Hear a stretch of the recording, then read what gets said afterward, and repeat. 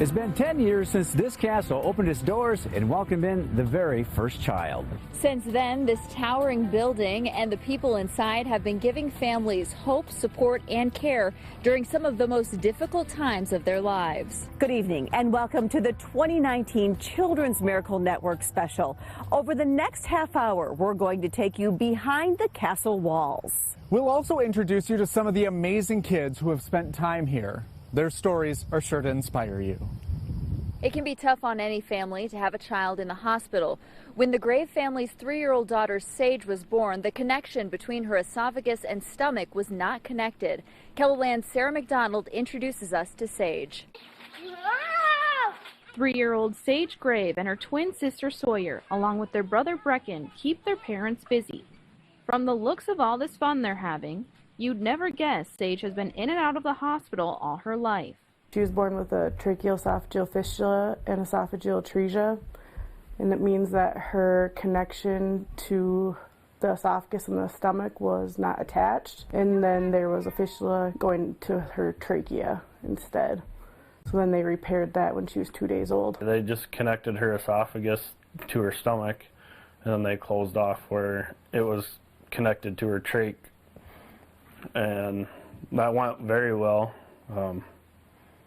She was sedated for 9 days so that she couldn't move and rip it apart, which was tough to see her lay there and never open her eyes for that long, but she's here. But that wasn't all Sage went through. Later on, she ended up getting a feeding tube just because she wasn't able to do the suck, swallow, and breathe method that babies are born with, since she never had that capability.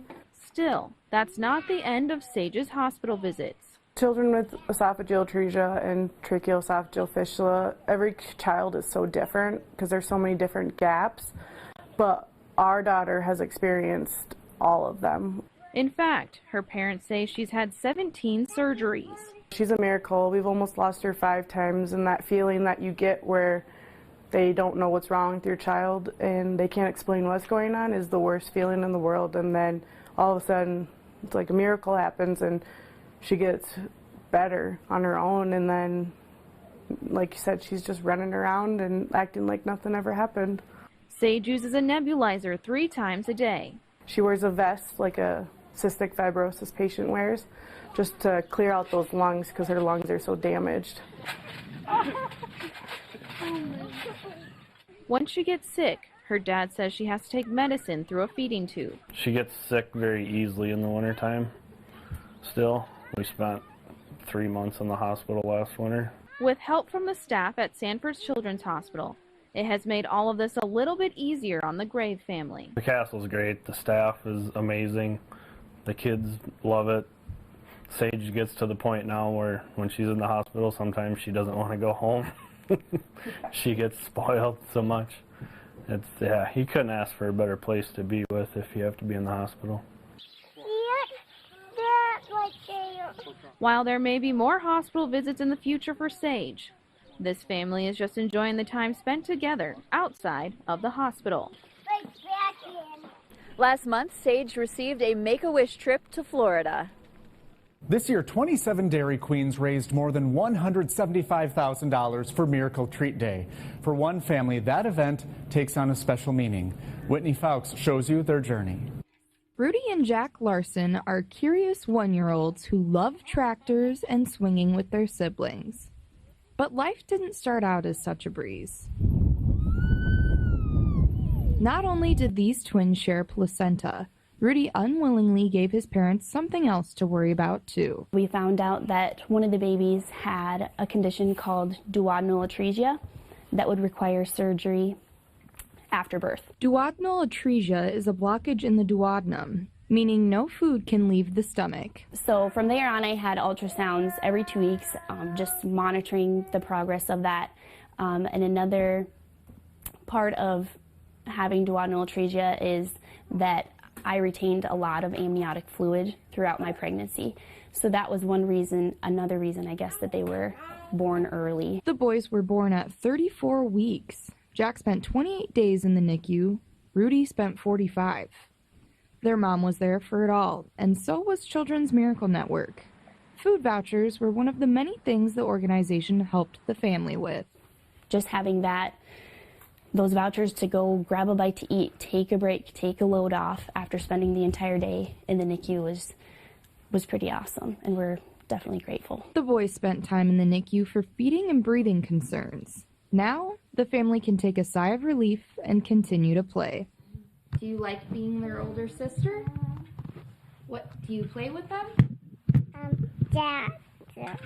Their oldest sister is delighted the twins are doing better too. Thank you, Kids Miracle, for helping your family. From where they started to where they are now, the family of 6 couldn't be happier. I mean, they're doing better than I ever expected they would at this time. They're funny. They have really silly little personalities. They love food. They're starting to interact with each other, which is a really fun thing to see. When I think back of where they started, it's just awesome seeing where they're at now. And Quinn has one more message she wants to share. Thank you, Sanford, for making my babies all better. Jack and Rudy go back to the castle in December for some physical therapy follow-ups. According to Mom, both are in the clear and they're doing great. He's a 1 in a million kid. Why Josten's diagnosis could mean a lifelong journey of questions when the Children's Miracle Network special returns.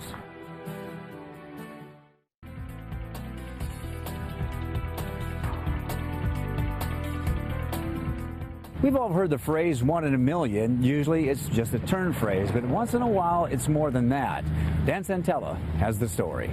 The now 5-year-old Josten was diagnosed at 4 months old. We kind of knew something was a little off when he was born. He was bruised head to toe. He was spitting up blood when we brought him home, so there was just several indications. We were very happy when he was diagnosed because we had an answer as to what was going on, but we also knew that it was a lifelong journey of questions and what ifs and how are we going to handle this, and what is his life going to look like. We have to be a little bit more careful with him, just the activities he does. We have to be a little bit more careful with if he's involved in sports. We've got to take some more precautions. Josten bruises easily. His disorder is exceedingly rare. About 1 out of every 1 million people has it. We are sometimes asked by doctors, how many bruises does he have? And his answer is 1,000 all the time. He's typically covered from head to toe, which gets a little difficult emotionally and mentally for him when we're out in the public and just other people looking at our family. Children's Miracle Network has supported Josten and the challenges he has. They have helped us out when he was learning to walk. They helped us out with like padded helmets, so we didn't have to worry so much about him banging his head with a fall in our house or even outside on the sidewalk. So this little guy with big plans can, for now, be a kid. He is very bright. He keeps telling us he's going to be an artist when he grows up and a greatest showman when he grows up, and he wants to be a scientist like his doctor when he grows up. She was the first baby diagnosed with cancer at Sanford Children's. Now we're catching up with Olivia McElravy as she starts her senior year of high school.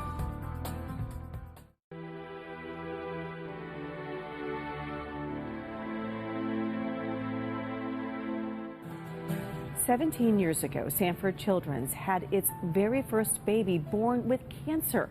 That baby was Olivia McElravy, and I brought you the very first Children's Miracle Network story on Olivia in 2003 when she was just 1 year old. I had the privilege of reuniting with Olivia, who is about to enter her senior year. An ultrasound at 39 weeks in 2002 revealed that something was wrong with Olivia McElravy. It was just this normal baby with a very enlarged abdomen. It was really a strange sight to see. Olivia was born with neuroblastoma. It's the most common type of cancer in infants, but still extremely rare. She was the first baby that's been born with this in this area. There were 100 babies born a year, was the statistic at the time. So it was a shock to everybody. It was a shock to the hospital, and it was a shock to us. But you embrace it, and you just go into battle, and you do it. Battling it included starting chemotherapy on Olivia at just 36 hours old and surgery at just 6 weeks. The Children's Miracle Network was there to help the McElravy family through it all. No, CMN's dear to our heart. I mean, it was our go-to. They were the ones that funded us to be able to get, I mean, the hospital hadn't seen this. They brought in training for the professionals to learn how to give chemo to a baby. They had the equipment brought in because of CMN. They were able to bring Olivia home, but had to administer treatments for months. She's a little miracle, and I believe in miracles. I'm just very thankful to be here today, knowing that so many things could have gone wrong, and that the doctors and the surgeons and everything, they've helped me so much. And although I have things that I have to worry about now, it's truly incredible. I'm really thankful to be here. Today, Olivia is preparing for her senior year of high school. She's never let her shaky beginnings slow her down. She does everything she wants to do. She played softball, she does track, she does gymnastics. I mean, no, it has nothing. Are you proud of her? Very proud of both of them. Now at 23, there's no denying of how Hannah's experience of having her baby sister born with cancer shaped her life. Yeah, I mean, I can't imagine not having a sister. It'd be crazy. Yeah, and I think too, maybe it made us closer just to help us appreciate life more. It just goes all the way back to when she was 6. She grew up fast. She was forced to grow up fast. She could talk chemo and numbers, blood counts. She could do that at 6 years old because that's all she knew. I helped give shots. When they had to give her medicine, I held her down so she wouldn't grab. Change dressings, help change diapers, help her learn to talk. And she was really little when I had cancer, but she was always there for my family, and she was always supporting me in everything I do. And I'm very thankful for her. Hannah's support extends to the Children's Miracle Network, where she recently had an internship. She also helped coordinate dance marathons in college to benefit CMN. Yeah, I think just the amazing things they do for the kiddos at the hospital and the families has impacted us in such a positive way. So I wanted to give back in any way that I could. You know, it's just what we do. It's in your blood. Once you get started with it, it's in your blood. Because they made a difference in our lives. I do remember when the castle opened, doing the princess, they put me in like princess attire, and I did like a photo shoot with another kid, and he was the cowboy. It was super fun. Woo! The McElravy family says surviving Olivia's cancer brought them all closer together, and the bond between sisters is undeniable. We just appreciate life, and we appreciate each other. Our family, us four, are very close, so we love to do things together, and maybe if we didn't go through this, we wouldn't have that level of appreciation for each other that we do have now. And if we didn't go through this, we wouldn't realize how special it is to be here and be here together. So the side effects of Olivia's cancer treatments meant she needed eye surgery at 13 years old and will always wear hearing aids. But she has just reached a major milestone. She has been cancer-free for so long, her regular checkups are now required only once every 2 years. Weighing only 14 ounces, Emma Bader spent the first 4.5 months of her life in the NICU hooked up to a ventilator. She had just a 50% chance of surviving. 4 years later, she became a poster child for the Children's Miracle Network. KELOLAND News intern Lauren Solek catches up with Emma as she celebrates graduating high school. 18 years ago, Hope Bader gave birth to her first child, Emma. However, the pregnancy had complications as Hope found out she had toxemia. It's kind of like your body is kind of rejecting or just doesn't really want to go on with pregnancy, more or less. Hope's kidneys began to shut down, so she had to have a cesarean section at just 25 weeks. It was very scary. We were pretty much living on an hour-by-hour basis at that point because we really didn't know what was going to happen. When Emma was born, she weighed only 14 ounces. To give you an idea of just how little she was, Emma's handprints were the size of a quarter.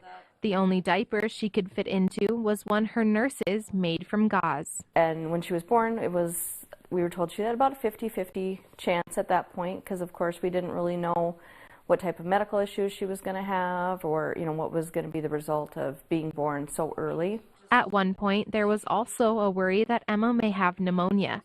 That's when doctors put her on an ototoxic antibiotic. One of the side effects of that medicine is hearing loss. So we're pretty sure that Emma was born hearing, but then when they had to give her that medicine, and then with being on the ventilator for so long and the prematurity, we found out when she was about 4 months old that she was profoundly deaf. After 4.5 months in the NICU and 26 diagnoses, Emma and her parents were finally ready to go home as a family. And she still only weighed about 5 pounds when she left. Flash forward a few years and Emma was taking on the world. I was told by the doctors and I was told by Mom that ever since I was born I was always called the wild child, and apparently that lasted throughout my life. And I just always have the drive to overcome my obstacles of whatever that was faced with. At 9, she started learning Taekwondo, and in high school, she even joined the marching band. I don't know, I just always have the drive to do whatever I wanted to do, and I knew that wasn't going to stop me from doing anything else. 3 months ago, Emma graduated from Lincoln High School. She's now preparing for school at Southeast Tech. Whenever your situation is, there's always happy stuff. There's always something that you'll find in the light. And no matter how hard it's going to be, to continue to have that drive, continue to trust yourself and trust God and trust, whoever surrounds you. Emma will study at Southeast Tech to earn her degree as an early childhood specialist. Coming up in our final segment, 20 years ago she was diagnosed with a brain tumor, and now Karissa Brandt is giving back by helping others. Plus, we have a special thank you from this year's Children's Miracle Network champion when we come back.